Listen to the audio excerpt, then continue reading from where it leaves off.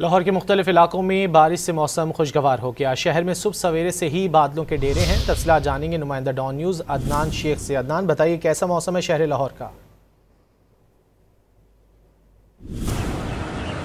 جی بالکل، شہر لاہور میں موسم کی بات کریں تو شہر لاہور کا موسم انتہائی خوشگوار ہو چکا ہے اور شہریوں کے چہرے کھل اٹھے ہیں۔ آج صبح سے ہی جو ہے وہ کالے گھٹاؤں نے لاہور کو گھیرے میں لے رکھا تھا اور اب شہر لاہور میں وقفے وقفے سے مختلف مقامات پر بارش کا سلسلہ جاری ہے اور محکمہ موسمیات کا یہ کہنا ہے کہ آئندہ 24 گھنٹوں میں لاہور اور گرد و نواح میں بارش کا سلسلہ جاری رہے گا، جبکہ پی ڈی ایم نے جو ہے وہ پیش گوئی کی ہے کہ 28 جولائی سے لے کر 31 جولائی تک ایک سپیل آئے گا اور پورا ہفتہ تقریباً لاہور شہر میں جو ہے بارش ہوگی۔